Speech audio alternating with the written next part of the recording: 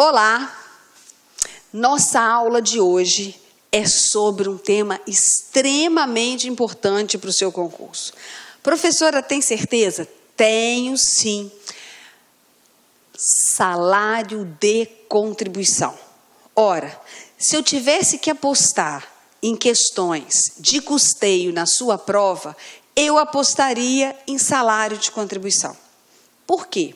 Porque é uma matéria que sempre essa banca traz, essa e outras, mas falando da banca específica, que é a banca do CESP, salário de contribuição é um tema de extrema importância para você pontuar nesse concurso.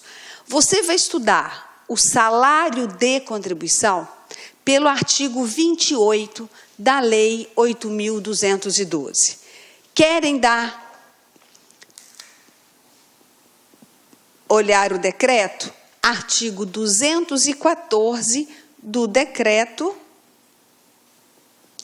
3.048 de 99. Então, salário de contribuição, eu posso dizer a você que é a base de cálculo, é o valor sobre o qual vai incidir a contribuição dos segurados, com exceção do segurado especial. Você até já ouviu esse termo. Quando estudou a parte de benefícios, você lá viu média aritmética dos maiores salários de contribuição. Não lembra? E naquela época eu disse, olha, vamos conceituar naquele momento como sendo salário de contribuição o valor sobre o qual foi paga, foi recolhida ou foi devida a contribuição previdenciária. Então, salário de contribuição é o valor sobre o qual incide a contribuição previdenciária. De quem? Dos segurados, com exceção do segurado especial. Porque o segurado especial, a forma de participação do custeio dele, a sua contribuição previdenciária, ela incide sobre a receita bruta da comercialização da produção. E os demais, empregados, empregado doméstico, trabalhador avulso, contribuinte individual e o segurado facultativo, todos eles vão ter a sua contribuição incidente sobre o salário de contribuição. Ou seja, vai se aplicar uma determinada alíquota sobre aquele valor. Então, a primeira coisa que nós precisamos saber é o que significa para cada tipo de segurado o salário de contribuição. O que vai me levar a saber quais são as parcelas, a remuneração, os valores que vão compor essa base de cálculo da contribuição previdenciária dos segurados. No artigo 28, eu tenho a conceituação do salário de contribuição para os segurados. Veja, segundo o artigo 28, no caso do trabalhador empregado e do trabalhador avulso, o conceito é o mesmo, tá? Então, corresponde à remuneração auferida em uma ou mais empresas. Assim entendida, então, o que ele recebe, entendendo-se por isso, a totalidade dos rendimentos pagos, devidos ou creditados a qualquer título, durante o mês, destinados a retribuir o trabalho, qualquer que seja a sua forma. Então, é o rendimento que lhe é pago, ou devido, ou creditado. Por quê? mesmo que não tenha sido pago efetivamente o rendimento pela prestação do trabalho, se já houve a prestação e é devida essa remuneração, isso é salário de contribuição, né? Fazendo lá uma alusão à parte de benefício. Lá vocês viram que, para efeito do cálculo do salário de benefício e renda mensal inicial do empregado, por exemplo, se utiliza o salário de contribuição relativo às contribuições devidas, ainda que não recolhidas. Não é isso? Nem precisa ter havido recolhimento no caso do empregado, do trabalhador avulso ou do empregado doméstico. Aqui, eu não preciso nem que haja o pagamento para eles pela prestação do serviço. Basta que ele já tenha o direito a essa remuneração. Daí, eu queria que vocês anotassem que o custeio da Seguridade Social, ou custeio da Previdência, nesse caso, né, ele trabalha com o regime chamado de, anote, competência.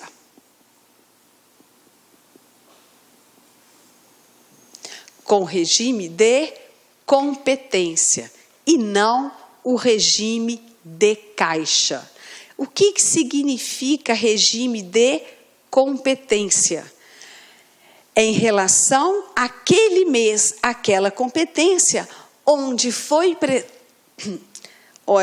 em que foi prestado o serviço. E não regime de caixa, dizendo que somente seria devida à contribuição previdenciária caso houvesse o pagamento dos rendimentos. Então, regime de competência é o regime das contribuições previdenciárias. Visto? Visto. Então, voltando lá no conceito. Então, é a totalidade dos rendimentos pagos, devidos ou creditados a qualquer título, durante o mês. Então, já delimitou. Destinados a retribuir o trabalho, qualquer que seja a sua forma. Inclusive as gorjetas. Os ganhos habituais sob a forma de utilidades e os adiantamentos de reajuste salarial, quer pelos serviços efetivamente prestados, quer pelo tempo à disposição do empregador ou tomador de serviços, nos termos da lei, ou do contrato, ou ainda de convenção ou acordo coletivo de trabalho ou sentença normativa. Então, da totalidade do rendimento, porque pela prestação do serviço, ou mesmo por estar o segurado à disposição do empregador, à disposição do tomador de serviço, que no caso seria, né, para os trabalhadores avulsos. Essa totalidade, incluindo aí gorjetas, ganhos habituais e adiantamentos salariais. Esse é o conceito do salário de contribuição do empregado e do trabalhador avulso. Então, eu posso dizer, professora, que se durante aquele mês lhe é devido ou lhe foi pago salário, horas extras, gorjetas, essa soma aqui, essas parcelas, correspondem ao salário de contribuição do empregado? Sim. Totalidade dos rendimentos pagos, devidos ou creditados pela prestação do serviço ou, né, por estar colocado à disposição. durante o mês, inclusive gorjetas, inclusive ganhos habituais, inclusive adiantamentos salariais. Então, isso aqui eu posso dizer que seria essa soma, a soma dessas parcelas, comporia o salário de contribuição do segurado? Sim, sim. E sobre esse valor, né, depois nós vamos ver, terá incidência de contribuição previdenciária. Então, em relação ao empregado e ao trabalhador avulso, eu tenho essa conceituação. Em relação ao empregado doméstico, segundo a lei está, corresponde à remuneração registrada na carteira de trabalho e previdência social, observadas as normas a serem estabelecidas em regulamento para a comprovação do vínculo empregatício e o valor da remuneração.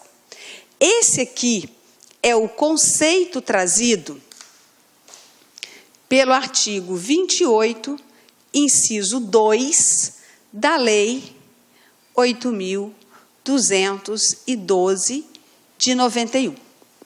Tá?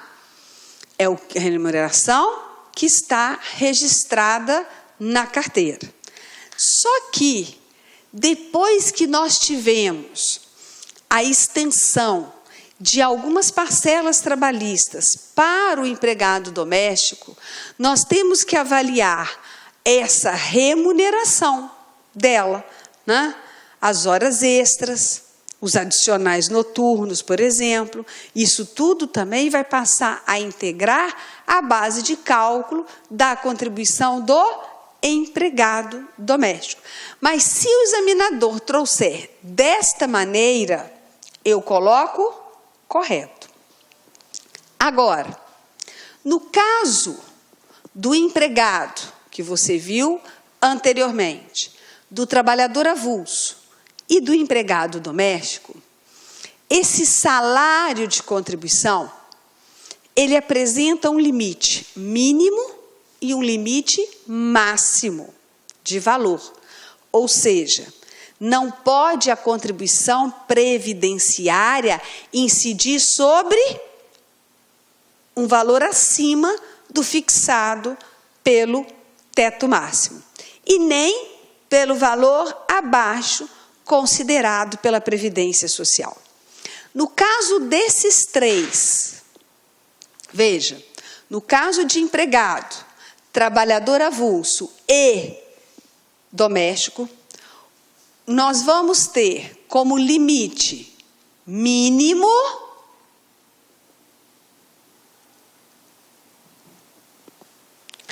anote, o salário mínimo ou o piso legal da categoria, dependendo do tipo de categoria de empregado, de avulso, pode haver aí, por lei, um piso mínimo, né? Um valor mínimo, porque piso já é mínimo, um valor mínimo legal para a sua remuneração.